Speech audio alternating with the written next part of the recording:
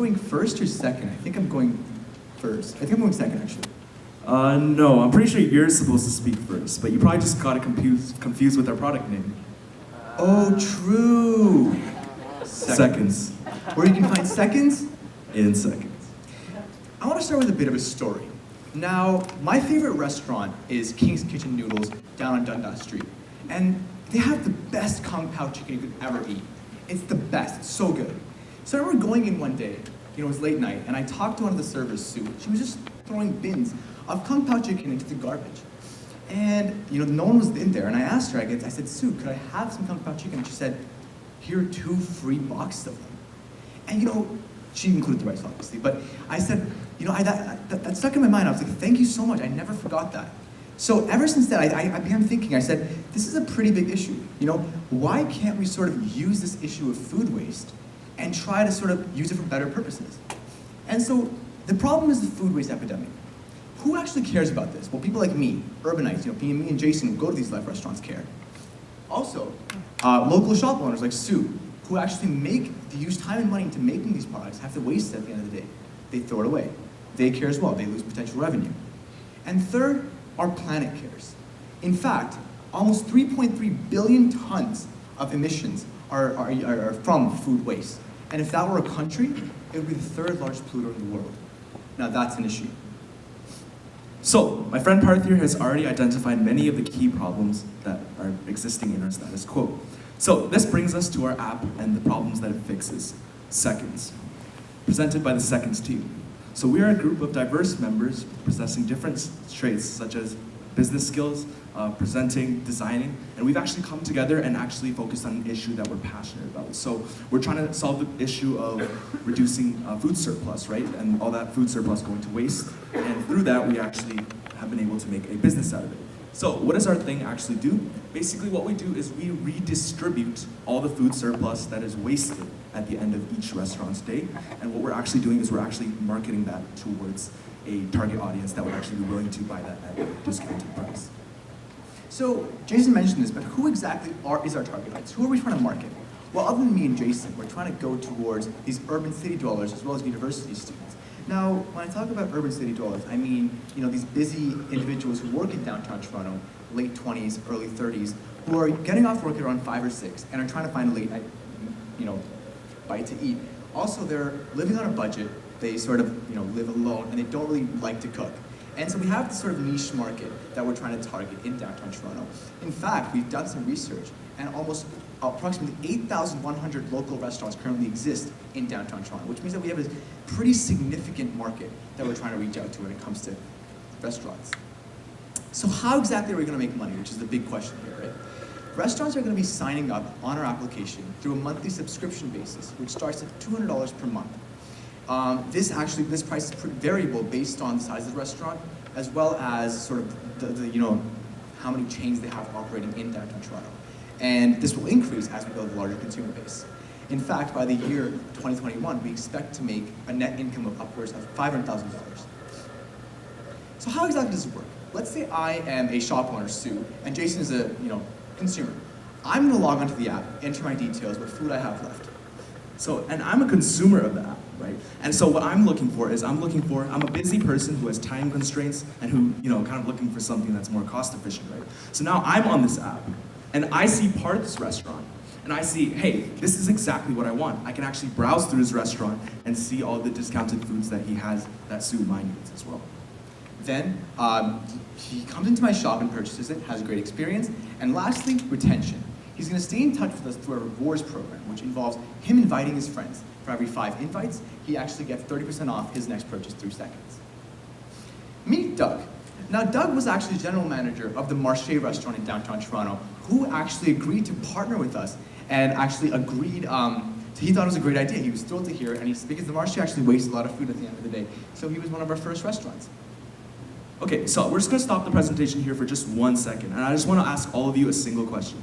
Who so far actually believes in everything we're saying?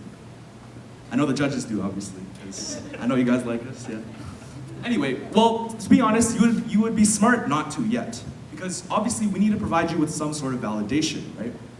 So this is exactly what we had in mind. So over the past week, we've actually went to places like the downtown Toronto area, which is where we'd like to start our application business. And we actually surveyed people, so both on the consumer side and the restaurant side. So when we talk about the consumers, we actually found that 93% of people would actually be interested in doing something like this in our target demographic. And on the restaurant side of things, we actually found that 89% of restaurants actually said, hey, you know, this is a good idea, and this is an app that we'd be willing to partner with and actually, you know, mutually benefit from. And in terms of traction gained, we actually set up a Facebook page here. And even in the span of 1 week, we've actually received 1,900 likes on Facebook, and we've actually gotten 23 personal inquiries already regarding our product. So your big question is, why would restaurants want to do this when they could just throw it away, right?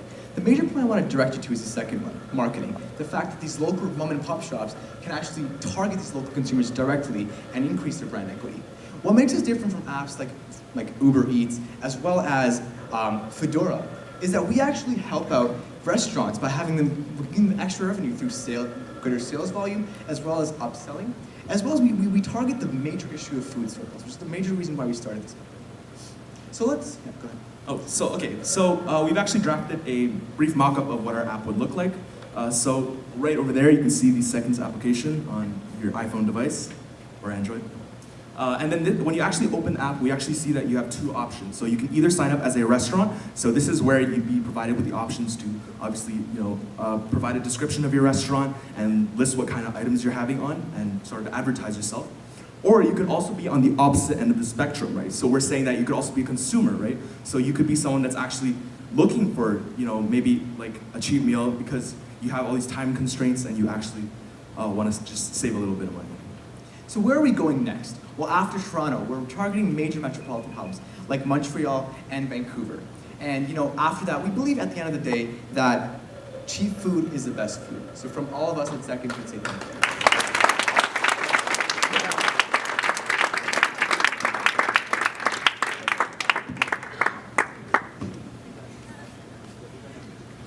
Great presentation. It's actually a huge problem in the world that you guys are trying to solve. Tell me, how I as a customer, for instance, do I need to go to the restaurant to pick up the food? How's the process? Good question. So exactly what happens is that you would log onto the application as a consumer and you would see what kind of food you were feeling on that day. Let's say you wanted Chinese. So you'd click Chinese and you would see all the local Chinese small shops around your area and you'd be able to see what food they have remaining, their closing times, and the prices they're offering for that food. So based on, you know, whatever suits your sort of budget, you would just go to that shop and buy from there. So this would happen like the first, you know, an hour before closing times. It would be a bit of a time crunch, but that's the essential idea of the app. You would just look and you would just go to the restaurant, and that sort of markets themselves as well. So I guess there's certain times prior to, you know, closing hours of the restaurant. Right. Yeah. So this is still all of this is still happening before closing hours. So there's no issues regarding like the quality of the food because it would be just as good. Great presentation, guys.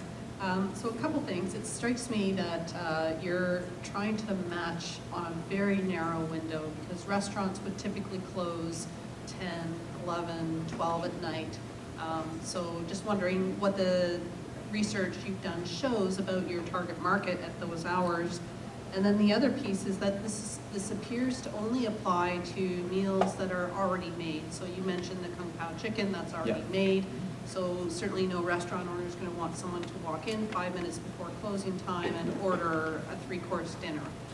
So again, do those factors limit the market in your estimation? Good question. Well, through the market research that we have conducted, we actually surveyed 27 restaurants, these local restaurants who actually do serve food that's ready-made. So that includes Indian buffets, so like they have the food out with them. And so, you know, we have considered the fact that the food would have to be ready-made. And so that's sort of the restaurant demographic that we are targeting.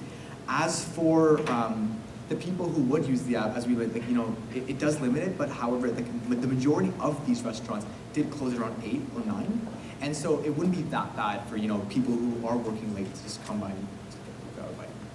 So, because also one more thing, the point is not to cannibalize it as well, right? So for the restaurant to actually regular sales volume. Who's doing the purchase? Are you doing the purchase processing, or is it the restaurant itself? Like, how do you validate? So like, boom, seconds, oh, I'm gonna get that hamburger right before closing, it's gonna be whatever discount price, and then I show up and they're like, oh, we don't know what you're talking about, we have to pay full price. Like, how are you guys validating? And what is the discount on the seconds food versus me just showing up to that place and ordering? Well, the thing is, the restaurant's actually going to be partnering with us through a subscription basis, so they would actually have to pay before they sign up with Seconds. And so the customer would then come in, and the restaurant would actually decide what price they want to sell the food at, and so it would be based on their sort of jurisdiction. You get any indication from Marche with time's up?